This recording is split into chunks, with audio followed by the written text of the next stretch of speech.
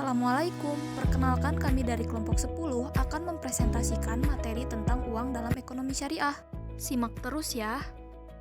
Pengertian uang terbagi menjadi dua, secara umum dan secara syariat Islam.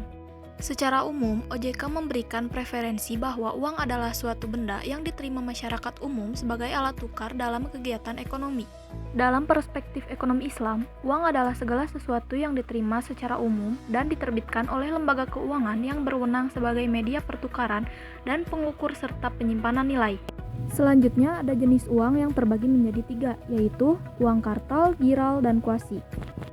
Uang kartal adalah uang kertas dan uang logam yang beredar di masyarakat yang dikeluarkan dan diedarkan otoritas moneter, dalam hal ini bank sentral. Uang giral adalah tagihan umum yang dapat digunakan sewaktu-waktu sebagai alat pembayaran, berupa cek, giro, atau telegraphic transfer.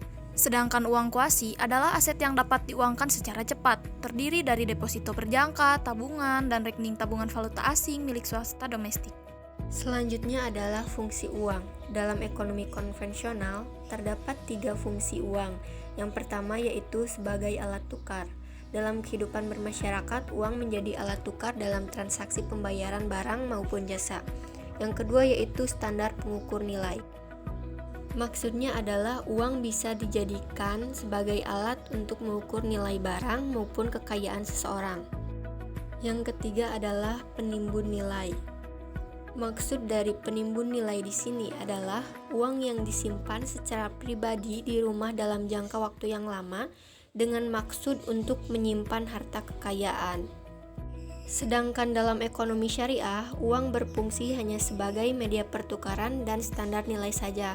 Karena dalam ekonomi Islam, uang itu tidak diperbolehkan untuk ditimbun. Dalam ekonomi syariah, uang bersifat flow konsep, bukan stok konsep. Artinya, uang harus selalu mengalir dan beredar di kalangan masyarakat dalam kehidupan perekonomian. Uang juga merupakan public goods, tidak mengendap menjadi milik pribadi dalam bentuk private goods. Teori uang ini sejalan dengan teori Irving Fisher bahwa semakin cepat perputaran uang, maka semakin besar income yang diperoleh. Untuk itu, Islam menolak pendapat yang menyatakan uang bersifat stok konsep, yang artinya uang adalah salah satu cara untuk menyimpan harta kekayaan. Kekayaan atau kapital adalah private goods atau benda-benda milik pribadi yang hanya beredar pada individu tertentu saja, sedangkan uang adalah public goods atau benda-benda yang dimiliki semua orang dan harus beredar pada semua orang juga. Dalam hal ini, Al-Ghazali sangat mengecam tindakan seseorang yang menimbun uang, karena tindakan itu berarti menarik uang dari peredaran. Penimbunan uang juga berarti memperlambat perputaran uang, yang jelas akan memperkecil terjadinya transaksi dan berakibat pada lesunya perekonomian. Motif penggunaan uang. Dalam ekonomi konvensional terdapat 3 motif penggunaan uang, yaitu yang pertama untuk bertransaksi, yang kedua untuk berjaga-jaga, dan yang ketiga adalah untuk spekulasi. Sedangkan dalam ekonomi syariah, motif penggunaan uang hanya untuk bertransaksi dan berjaga-jaga saja, karena spekulasi dalam ekonomi Islam itu dilarang. Spekulasi mengandung unsur maisir atau sama dengan bertaruh nasib belaka tanpa pertimbangan untuk kemungkinan kerugian. Konsep uang menurut ekonomi syariah. Dalam konsep Islam, tidak mengenal time value of money, karena uang bukan merupakan makhluk hidup yang dapat bertumbuh dan berkembang. Namun, mengenal konsep economy value of time, yaitu nilai uang tidak bisa didasarkan pada bertambahnya waktu, karena uang sendiri sebenarnya tidak memiliki nilai waktu, melainkan waktulah yang mempunyai nilai uang. Maka dari itu, kenapa banyak orang yang bilang time is money, karena waktulah yang bisa menghasilkan uang.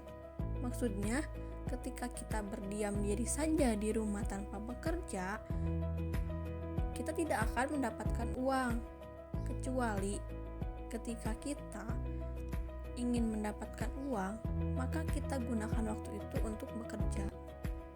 Selanjutnya yaitu konsep uang menurut ekonomi konvensional. Dalam konsep konvensional, uang diartikan secara interchangeability, yaitu uang sebagai alat tukar dan uang sebagai kapital, yang artinya jika mereka mempunyai banyak uang, maka mereka akan mendapatkan banyak keuntungan juga. Uang memiliki fungsi sebagai penyimpan nilai yang kemudian berkembang menjadi motif money of demand for speculation, yang merubah fungsi uang sebagai salah satu komoditi perdagangan. Oleh karena itu, bagi mereka yang melakukan praktik riba itu diperbolehkan, atau menimbun harta itu juga diperbolehkan.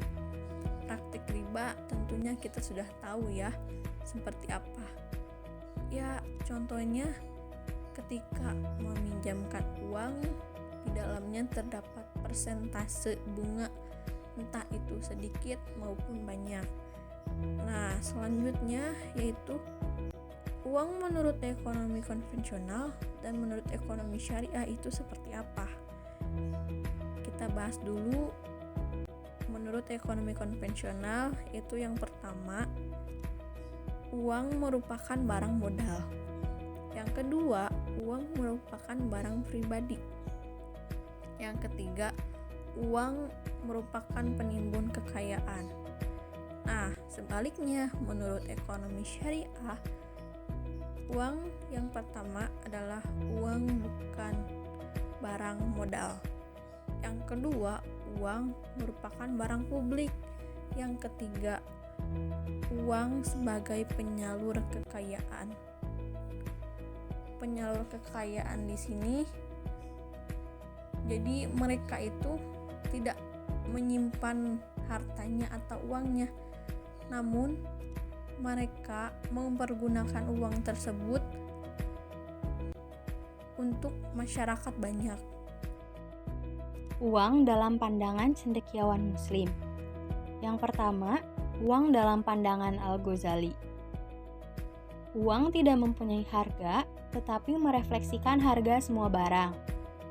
Orang yang menimbun uang adalah seorang penjahat, karena menimbun uang berarti menarik uang secara sementara dari peredaran.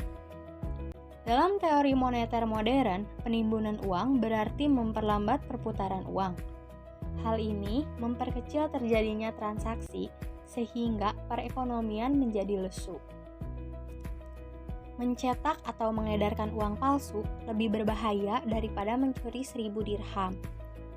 Mencuri adalah perbuatan dosa, sedangkan mencetak dan mengedarkan uang palsu, dosanya akan terus berulang setiap kali uang palsu itu dipergunakan dan akan merugikan siapapun yang menerimanya dalam jangka waktu yang lebih panjang.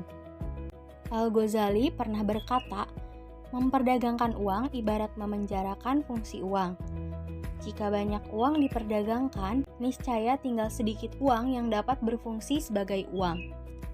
Pada zaman sekarang, sering terjadi perdagangan uang seperti jual beli mata uang asing dan uang tersebut dijadikan sebagai komoditas, padahal uang bukan merupakan komoditas.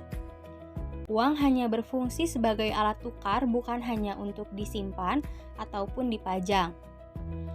Hal ini akan menyebabkan uang tidak berputar di kalangan masyarakat. Yang terakhir, uang dalam pandangan Ibnu Taimiyah.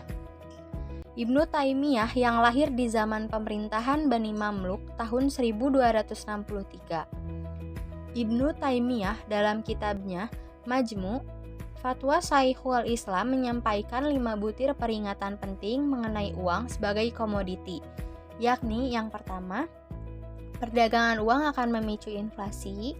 Yang kedua, hilangnya kepercayaan orang terhadap stabilitas nilai mata uang akan mengurungkan niat orang untuk melakukan kontrak jangka panjang dan menzolimi golongan masyarakat yang berpenghasilan tetap seperti pegawai ataupun karyawan. Yang ketiga, perdagangan dalam negeri akan menurun karena kekhawatiran stabilitas nilai uang. Yang keempat, perdagangan internasional akan menurun. Dan yang kelima, logam berharga yaitu emas dan perak yang sebelumnya menjadi nilai intrinsik mata uang akan mengalir ke luar negeri.